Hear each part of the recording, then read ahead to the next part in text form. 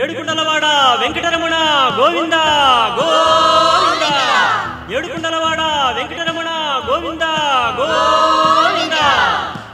ఈరోజు ఈ వీడియోలో నేను మీకు విశాఖపట్నంలోనున్న అతి పురాతనమైన శ్రీ వెంకటేశ్వర స్వామి వారి దేవాలయం చూపించబోతున్నాను.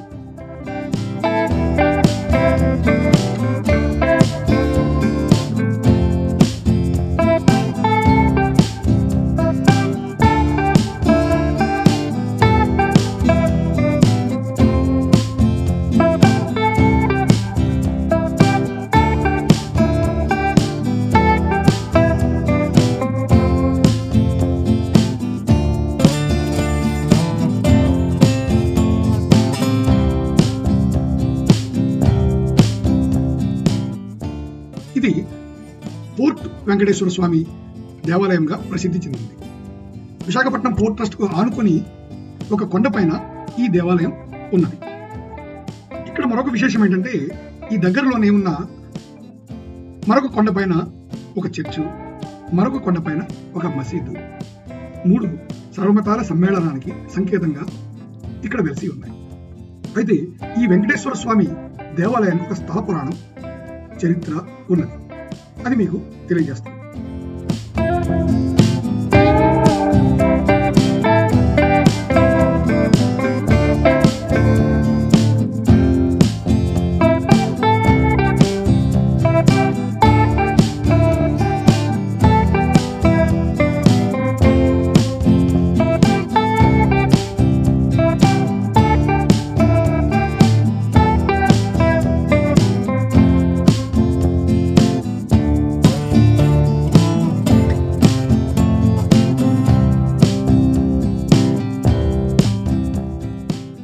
శ్రీదేవి భూదేవి సమేతుడైన శ్రీ వెంకటేశ్వర స్వామి ధ్రువమూర్తి.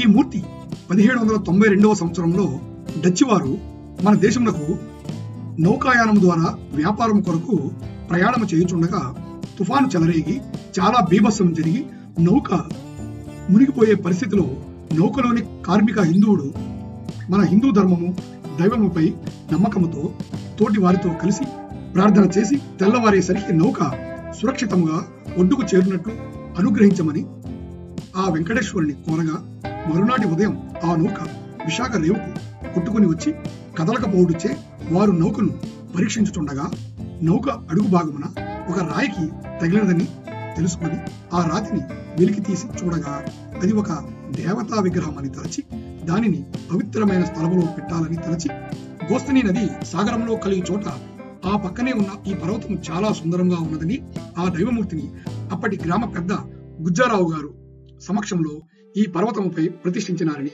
స్వామివారిని నిత్య ధూప దీప నైవేద్య నిమిత్తము సదరు గ్రామ పెద్దకు కొంత సొమ్ము ఇవ్వగా దైవ ప్రతిష్ఠ, ఆలయ గోపురములు వగైరా నిర్మించాలని దేవాలయ ప్రాంగణము యందు గల శిలాశాసనము ప్రకారము తెలుచున్నది. అప్పటి నుండి నగరంలో ఈ దేవాలయం పేరుగాంచి తదుపరి ఓడరేవు కార్మికుల ధన సహాయంతో ఆలయ అభివృద్ధి జరిగినది.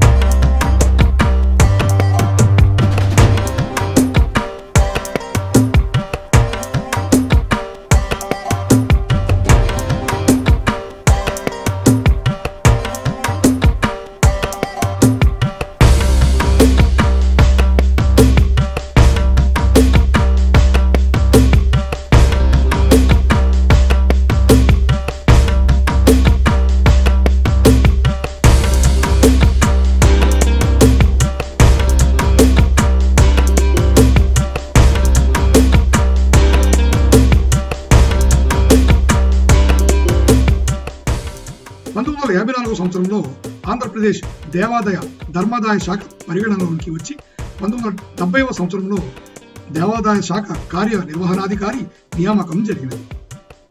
ఇక్కడి వెంకటేశ్వర స్వామికి ఎంతో ప్రాముఖ్యత ఉన్నది. నిత్యం ఈ ఓడలలో ప్రయాణించే కార్మికులు ఈయన్ని దర్శనం చేసుకుని ఈయన అనుగ్రహంతో ముందుకు సాగుతూ ఉంటారు.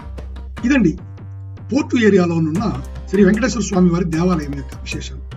వీలైతే ఒకసారి ఈ ఆలయాన్ని సందర్శించి శ్రీదేవి భూదేవి సమేతుడైన శ్రీ వెంకటేశ్వర స్వామి వారి అనుగ్రహాన్ని పొందండి. ఓం నమో వెంకటేశ్వర.